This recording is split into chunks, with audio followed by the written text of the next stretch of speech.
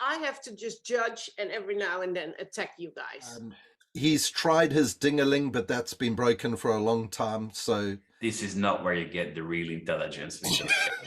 And it's all about the reason why London is such a great place is it's crypto friendly. Well, Chris, for once I have to disagree with you. Here's a Dutchie speaking. It's a bloody mistake. Welcome to Fintech Uncut, the quiz show with candid commentary on the biggest fintech and financial services news of the week that was.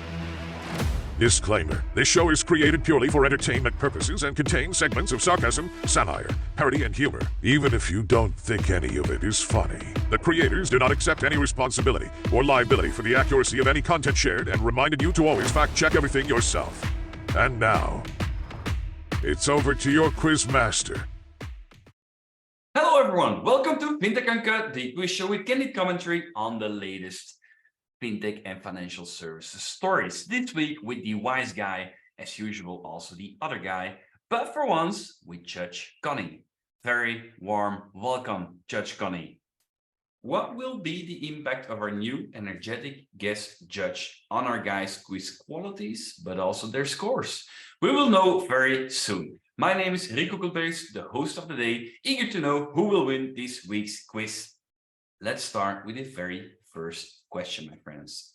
Andreessen Horowitz made a prediction this year, or this week actually, that got a lot of press attention.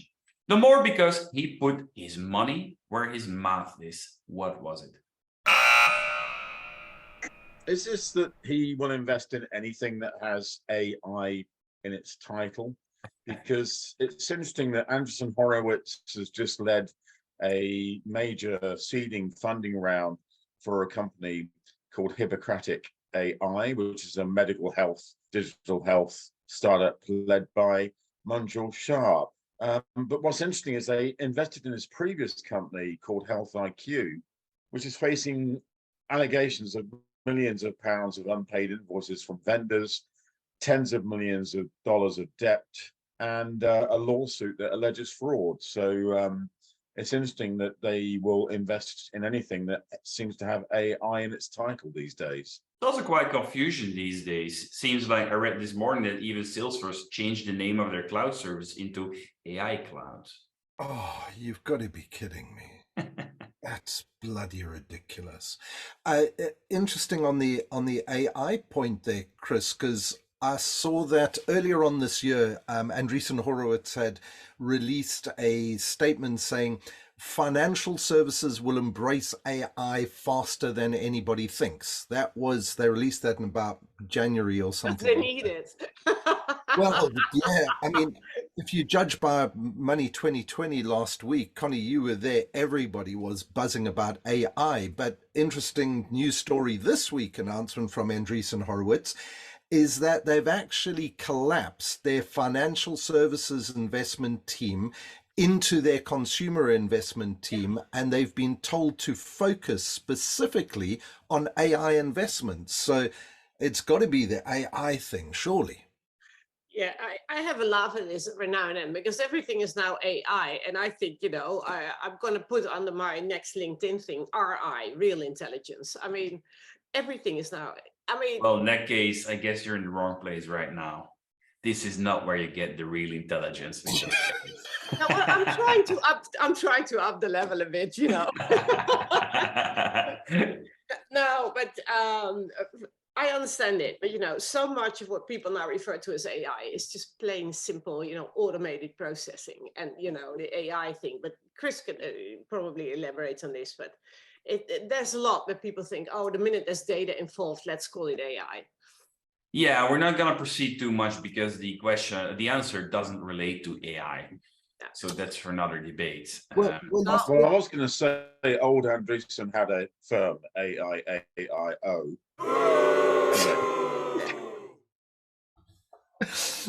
Well, Rick, you talked about putting his money where his mouth is. There was a weird story about people putting things in their mouth this week in China on social media about stir-fried pebbles.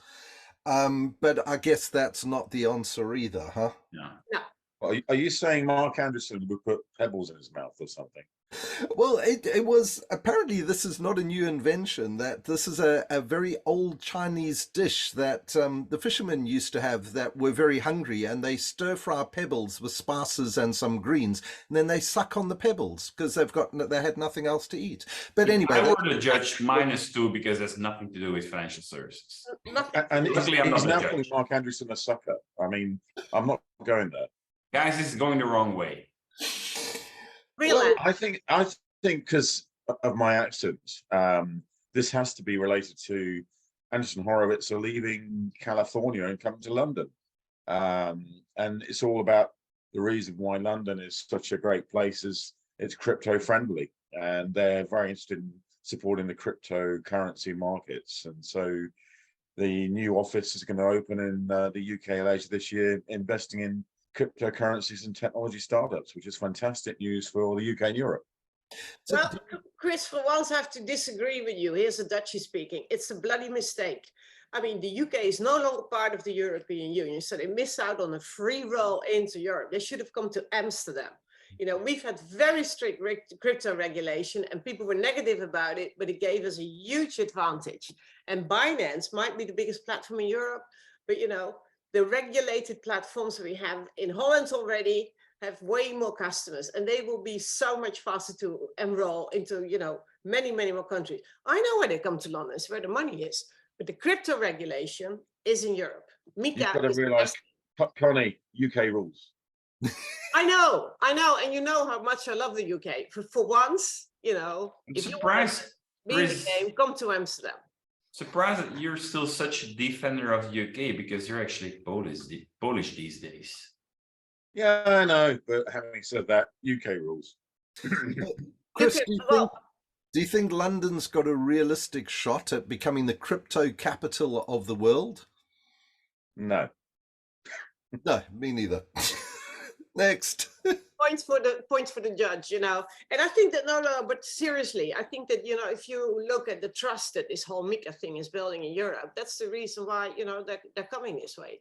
And I think it's a really good thing because we see lots of, you know, fun little ventures where like bots, diamond picks, they're building automated trading, you know, around crypto. They couldn't do this in these times of bad funding and whatever if there was no trust in crypto. And there is a higher level of trust, I'm sure. Anyway. Points. So, points. Points. I would say 6 points for Chris because he's got the right answer. But not 8 because he also deviated and he made this silly remark about Britain rules, and I love him for it. I love Britain probably as much as you do, but Britain rules, okay. And yeah, -2 for Andrew for the Pebbles. I mean, in this case, Britain rules, go to Churchill. Mincing words instead of giving me indigestion. Not Pebbles. And 2 for Rick, because he's not in the game, but he kept these, you know, he kept the frogs in the jar. So after the first question, we have a difference of 8 points already. Fabulous. This is going to be a fun game. Next question. Don't ignore the emerging markets in terms of financial services innovation. Who should the Revoluts of this world watch out for? So Revolut needs to watch out for their own damn investors. Molten Ventures has just marked down the value of their stake by 40%. A couple of news broke a couple of hours ago. That's the third write down in less than 4 months. The previous one was Schroders devalued its investment by 46%. So Revolut specifically needs to watch out for their own damn investors. Although I suppose that's not anything to do with emerging markets. It isn't. It hasn't. So I suggest that we give Chris another shot to answer the question. Yeah, I mean, just to summarize Andrew's point, it's interesting that the value of Revolut has gone from over £90 million last year, or the value of the stake of Molten's investment has gone from over 90 million last year to 54 million this year, which is a significant write down. But I think maybe it's I'm not sure that it's not really emerging markets, but American Express, because they've just launched a brand new top tier metal card, which is called Ultra. And they say that 88,000 customers are on the wait list to get this card, which, just like the American Express Platinum card, will give them access to airport lounges, cash back at 5%, I think it is. Actually, a waiting list of 88,000 is a lot. Well, they're going to charge £540 a year for the card, which is, quite a large chunk. But the benefits back are good for the rich. So if you've got the money, get the Ultra card from. Yeah, Chris, do you think the Revolut target customer base is the same as American Express Metal? Well, that's the weird thing that no. The expat population? I mean, Revolut and similarly Wise, which is formerly TransferWise, I think are targeting the people who are just looking at the cheapest way to do things. So why would you want an ultra high net worth card for people who want cheap? It's a weird strategy. In fact, I think Revolut is really mixed up at the moment. I don't know what they're doing. But in that case, maybe it is the wrong answer. We need to look for something different in the emerging markets space. So specifically in the emerging markets, Revolut needs to watch out for ChatGPT. There's an absolutely fascinating story about a trial that OpenAI has just done in India, where they're using ChatGPT to let people get access to government grants without paying bribes to the middlemen. So it's access to finance, and beforehand, these are largely illiterate people. They speak different languages that the government documentation isn't in. And OpenAI have not OpenAI have done it, but this company has used the OpenAI APIs to develop a chatbot that can speak to them audibly and decode all of this mess, and they can now apply for government grants and navigate the complexities and get access to finance without paying middlemen brokers. So that's emerging markets using ChatGPT for positive finance for good. I think it's a great story. That is a great story, but not the answer to my question. And damn it! Looking at the time, I think it's time to start giving wrong answers and stop giving wrong answers and start giving right answers. My only answer will be that we're talking AI again. And I wrote a brilliant blog. Actually, I didn't. Dave Birch wrote it this week about AI in banking, called an experiment called Bank GPT. But I don't know the answer. Being a Sapphire, I reckon I know the answer. You're a Sapphire? Yeah. And it's a Sapphire or a Sapphire? Well, sapphires are just as good. There was a great story this week, emerging markets, South Africa and the Philippines, about Timebank.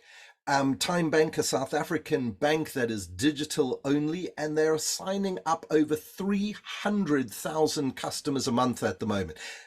Absolutely brilliant to see something out of South Africa growing so fast.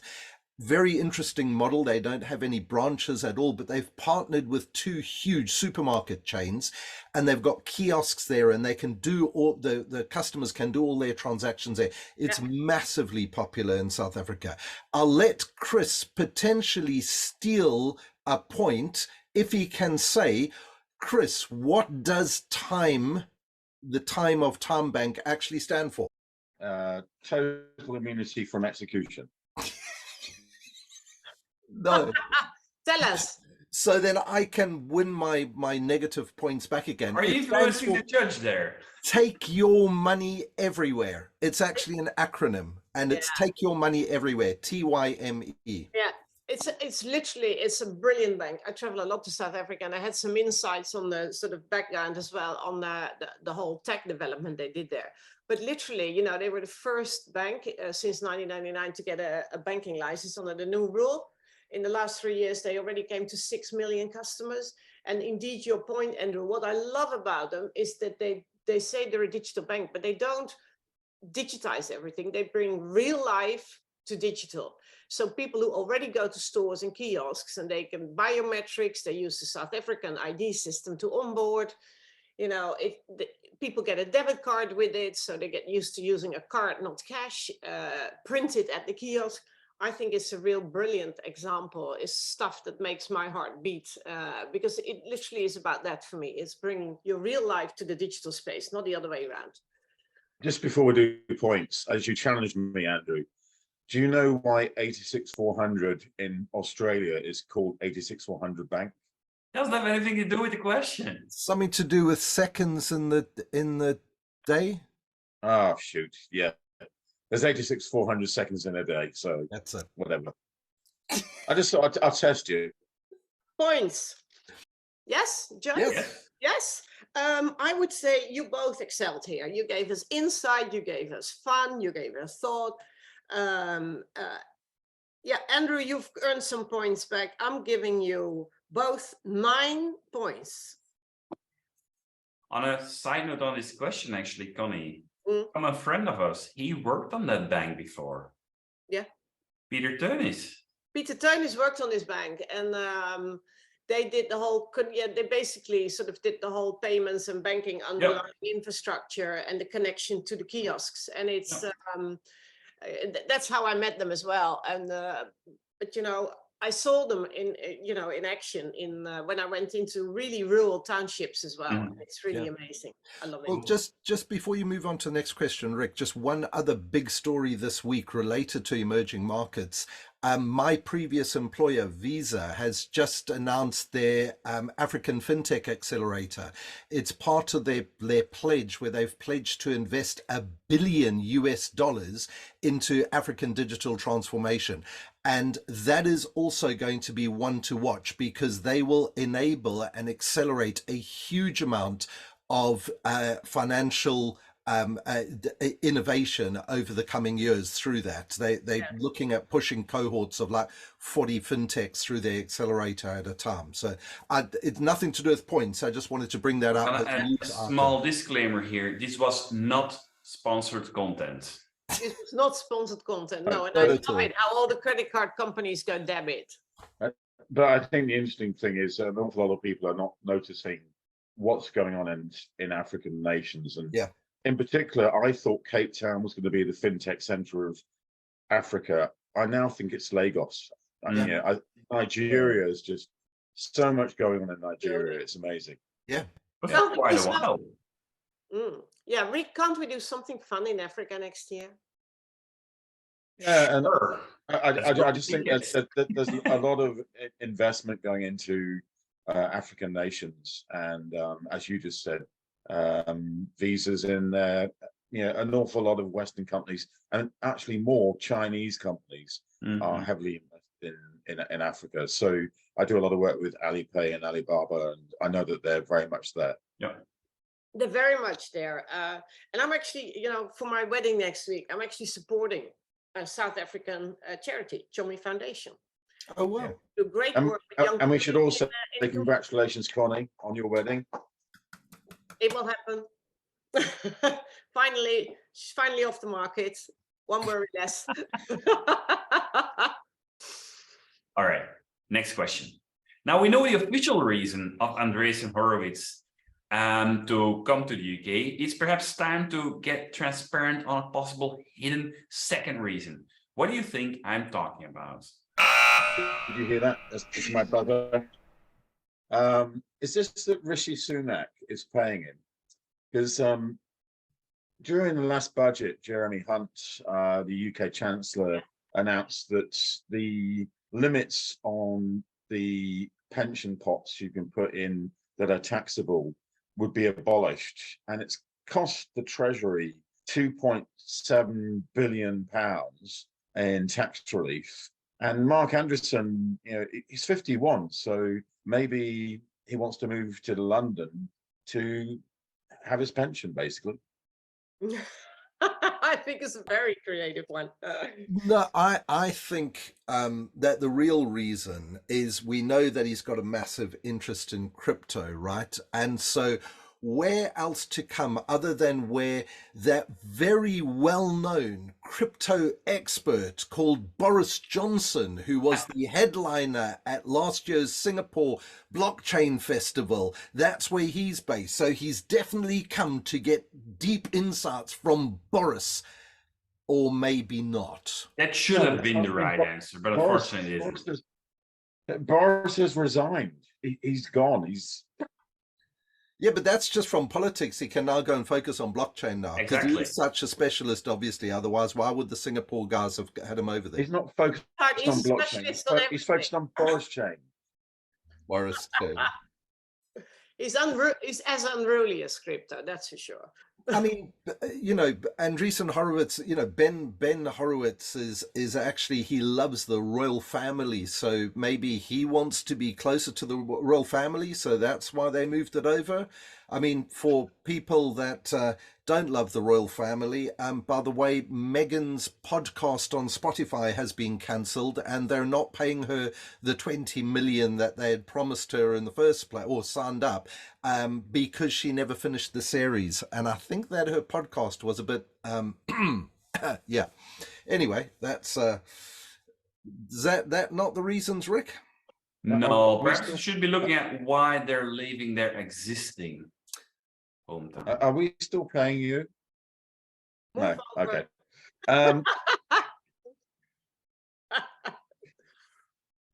This must be related to the fact that America's had this big crackdown on cryptocurrencies, because that's the only reason why Andreessen Horowitz would look at UK and Europe rather than stay in California, because in California, at least they're near Prince Harry and Meghan. In particular, there's been a Securities and Exchange Commission crackdown on Binance and this week Coinbase, which is really weird. And both companies are fighting back hard. And the whole question is, are you trading securities or currencies or digital assets or what? And there's a massive controversy over this. I've blogged about it, and people have been coming back to me saying that there's a really questionable sort of view around what's actually happening, because cryptocurrencies are not securities, and yet the SEC is saying they are. Who's got the right answer? Yeah. Well, I mean, there was even a very bold statement from the previous attorney at the SEC that plainly and clearly said to investors, get out of crypto. I mean, this is a former attorney at the SEC that's just saying, there's too much turmoil at the moment. Just get out of it. I mean, that's a clear warning. I mean, can America kill crypto? Well, I think it's also, as you say, Andrew, you make the point, but America, as we all know, is not the land of deep thinking. It's the land of the one-liners. And so get out of crypto, and 2 minutes later, they complain that people just sort of, like lemons follow a particular movement. I think the good thing is, in America, you can do anything until they stop you. That is sort of why we have so much innovation there. And in Europe, you're allowed to do stuff when you have permission. And I think that's why America is a country of capital-driven innovation. And we are sort of, Europe is a continent of collective transformation. So there's good things about it too. I also think we shouldn't underestimate the power of the lobbyists. I mean, why do we still have checks in America? It's because lobbyists vote against every single law that comes in to kill it. And why? Because they earn so bloody much money on check processing with their, big, basically farms of check processes in the middle of America. But isn't that also in a way because so many Americans explicitly don't want to have a bank relationship, and then cash and checks are the only way to avoid it? I think, Chris, I would love to hear Chris and Andrew's view on, and your view as well on what do you think the power of the lobbyists is in this game? Well, there's a story going back to the 1990s when Bill Gates was brought in front of the Senate for the fact that Microsoft was a monopoly. And the judgment at the end of it was that Microsoft should be broken up. And then what Bill Gates realized is to stop that, you get lobbyists. And he invested heavily in Washington lobbyists, so much so that every single tech company ever since has hired thousands of them to pay senators and congressmen a lot of money just to vote in their favor. And but that's the same all over the world. It's basically a corruption, which I shouldn't probably use that word, but I think it is. It's everywhere over the world. Politicians get corrupted by commerce. If they line their pockets with dollars or pounds or yuan or euros or whatever currency they use. Agreed. Yeah, you agree. Points. Obviously 7 for Chris, he got the right answer, and 5 for Andrew. I have the impression that Chris has to do more to win the game than usual, but he's also doing more, Andrew. Well, So my next question, perhaps Andrew can make up there. I'm told that Go Jobless is a painful new name for a fintech company. What's going on? There we go. I was quick off the mark there. It's just a pivot. Don't worry. Fintech companies pivot all the time. They're now just a job board for all ex-bank employees that have been displaced by ChatGPT. Go Jobless. That's it. That's what you do when you're a fintech. You just pivot to the next thing. Oh. No, it's not the right answer. Could have been, though. But I'm looking for the new name of a specific fintech company. Well, in which case, I don't know whether I had the right answer. But in that, if you look at my latest presentations, I talk about the fintech bloodbath and the crypto winter, and how everything has just gone down. And it's not just fintech; it's tech generally. And if you look at the Amazon and Meta and Google, Except Google, AI. Well, yeah. Share prices have all gone down.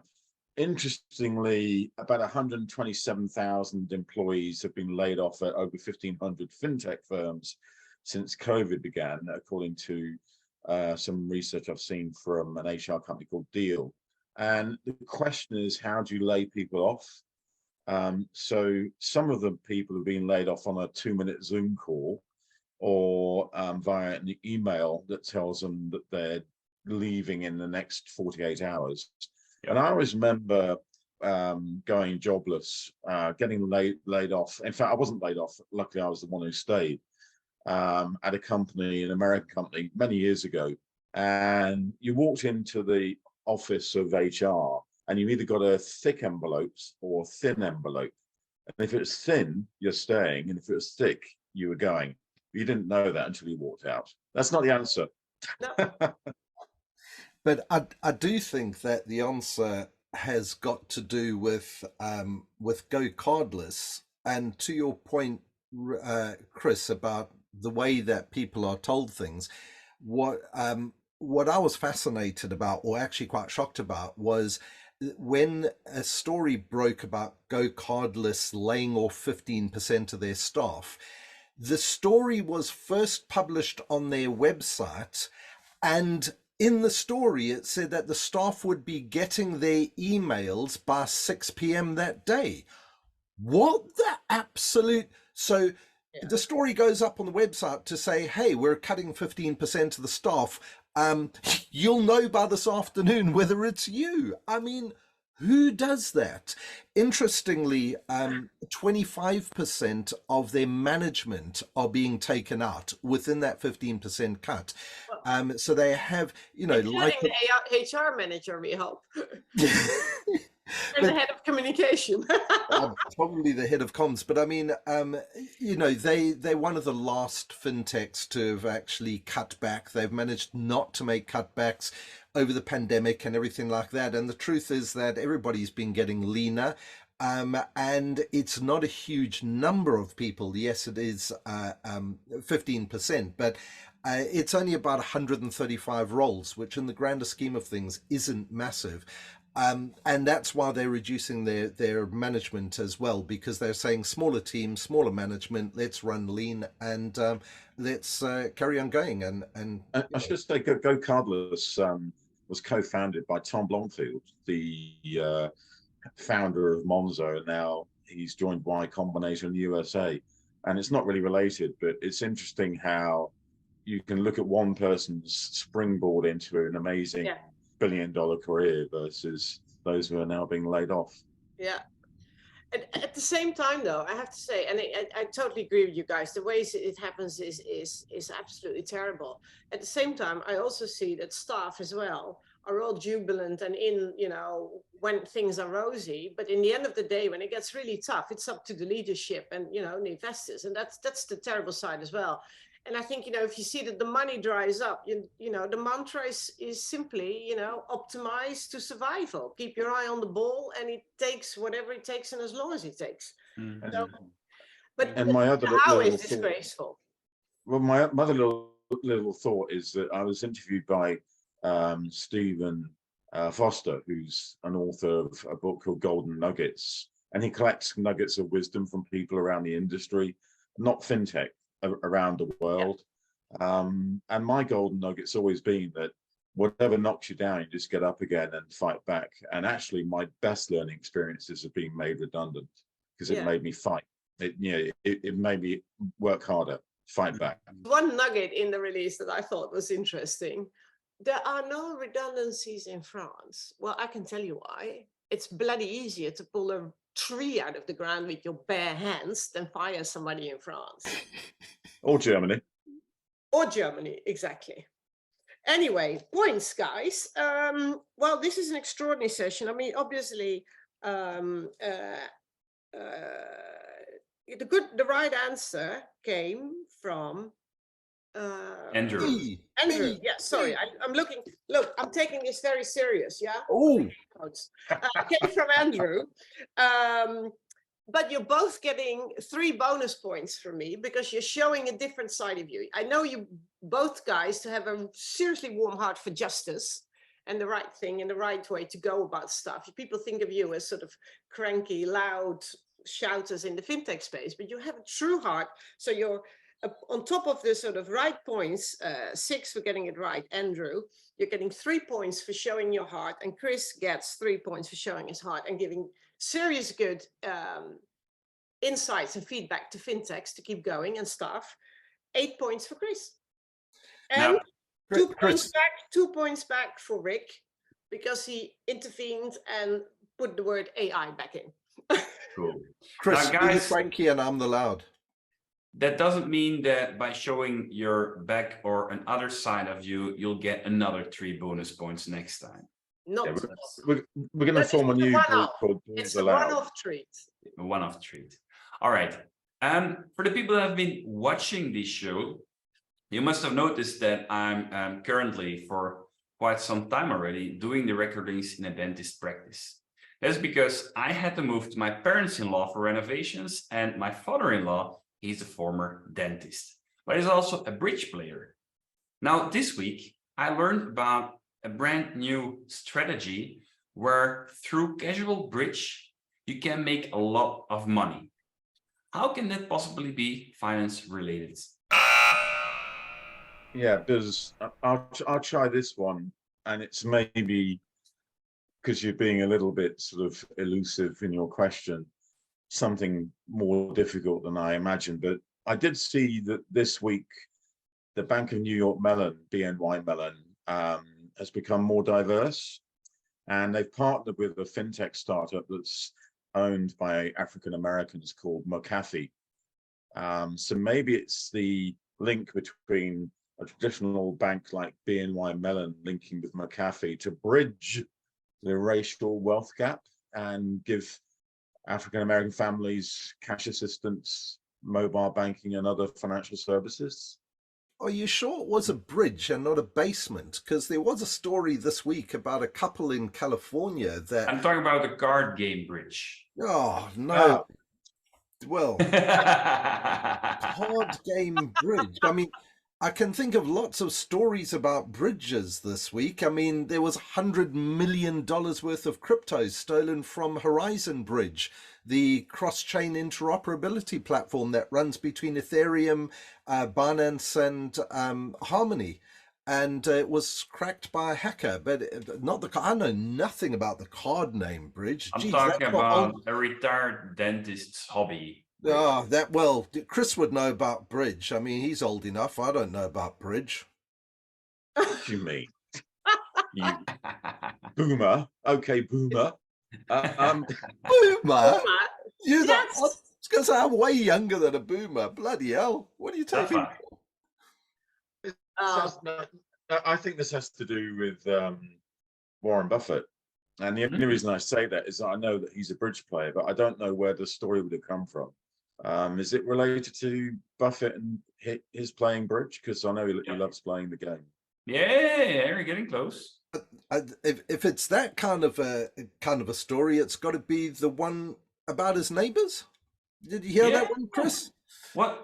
His neighbours had played bridge with him back in the day, and they had $60,000 to invest, and he is just starting out as a wealth manager, and he was his minimum was 150,000, and he turned around and he said to them, "I'll invest the money for you," and over a course of years, he made them really wealthy. It was worth 25 million.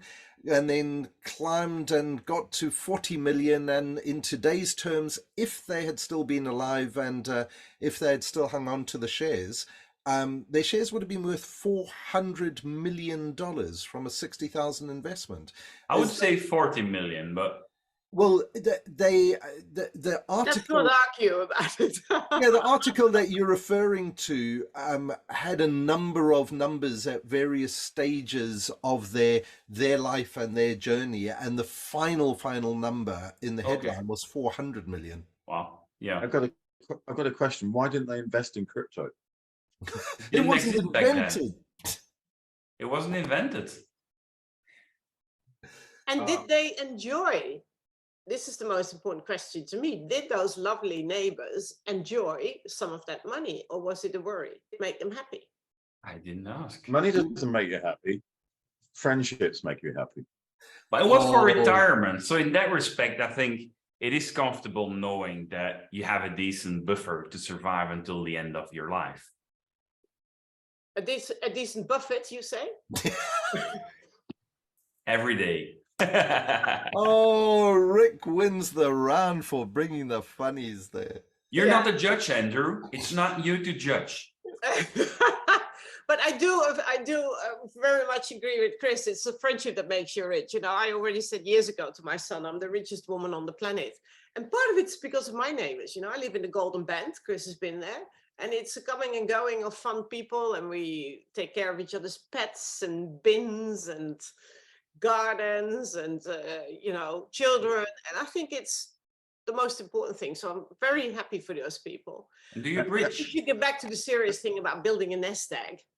And well, purely to one side, but it's interesting that before we had money and people think there's bartering, there wasn't bartering. What used to happen in communities is people would support each other and look after, as you just said, like their pets and gardens and house.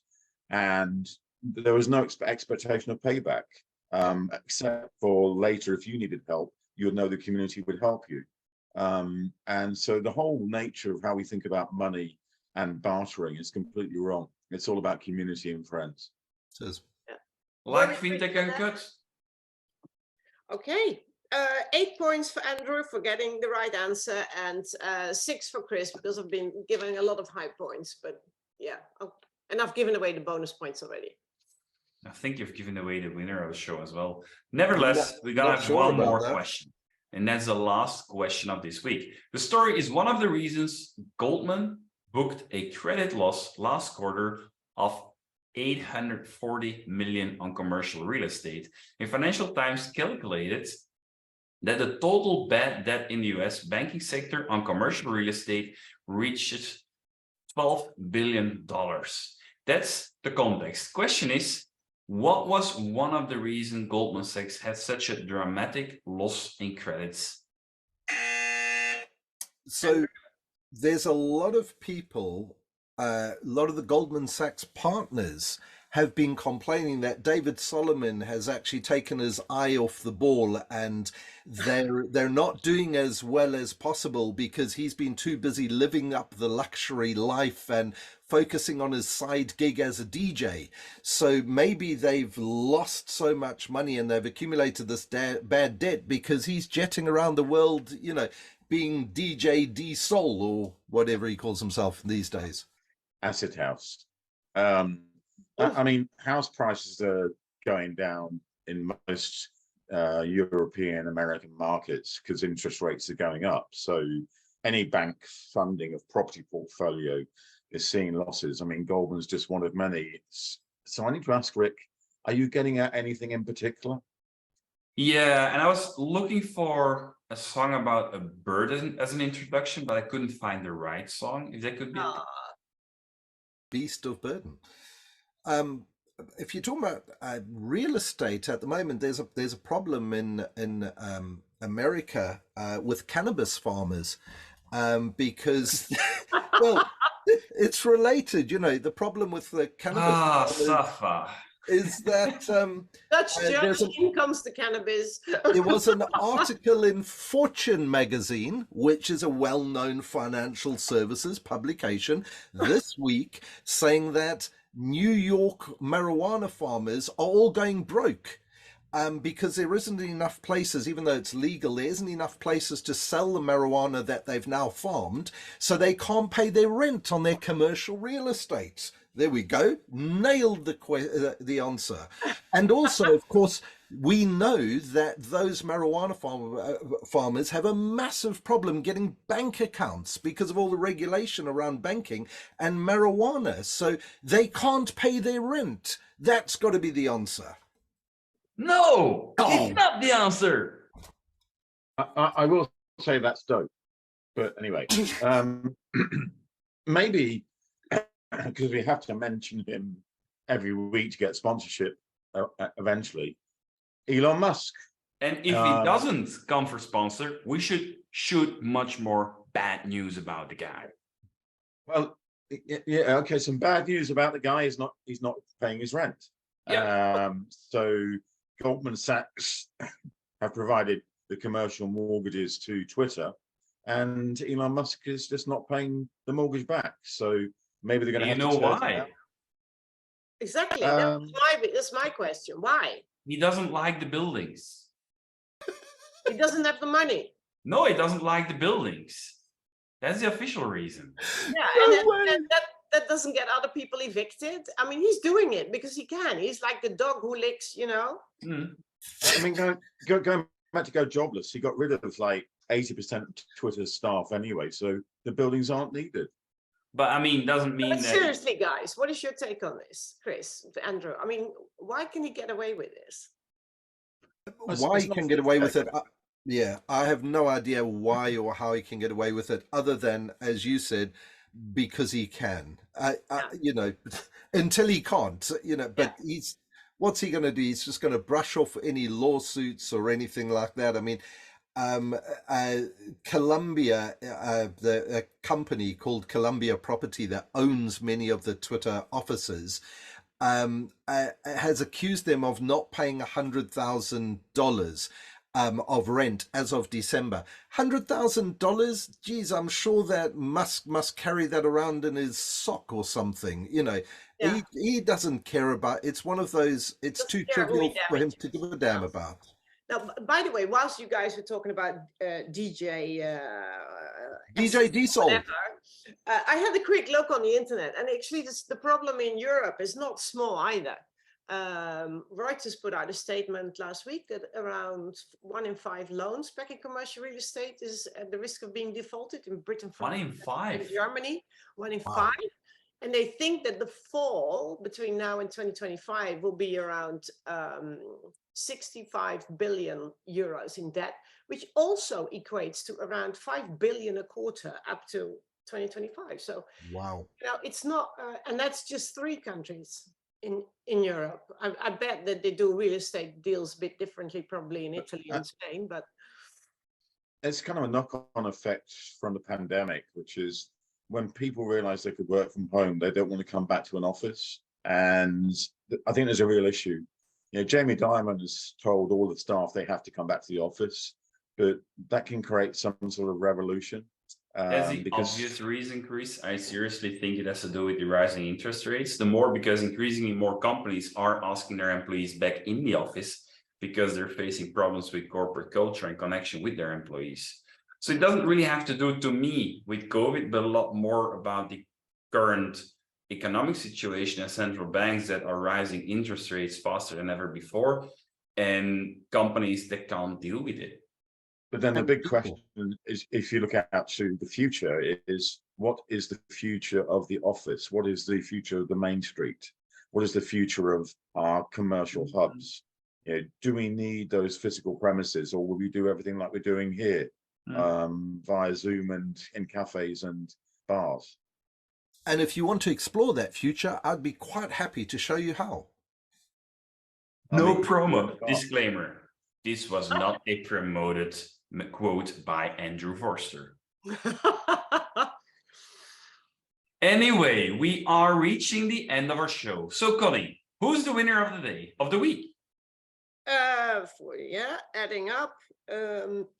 I'll give the point for the first round, the last round. I'm giving 7 points for Chris for getting the right answer. And Andy gets 5. He first got -2 for coming with old news around Goldman Sachs bankers loving the lifestyle. That's old news. Then I gave him 2 for, you know, coming in with some relevant stuff.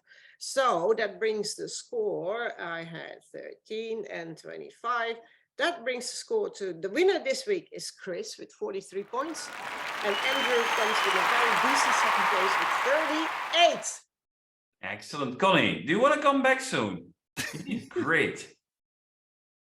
I will come back soon. Yeah, I'm disappearing for a few weeks, but I love this experience. It's so nice to not have to be totally, you know, orchestrated. Good to hear that. Thank you all for watching and listening Fintech Uncut. I cannot wait for more international fintech news coming up soon. If you like our show, make sure to register on our website for the newsletter. Have a look at the merchandise to get a t-shirt like the one Andrew's wearing. And make sure that you follow and listen our shows in the future. I need to get that one for my son. For the listeners, Chris was showing his shirt about Chris. This was episode 27 of Fintech Uncut. We hope to entertain you, your colleagues, friends, connections, and followers, cats, dogs, rabbits, and many more soon again. That was episode 27. Bye-bye.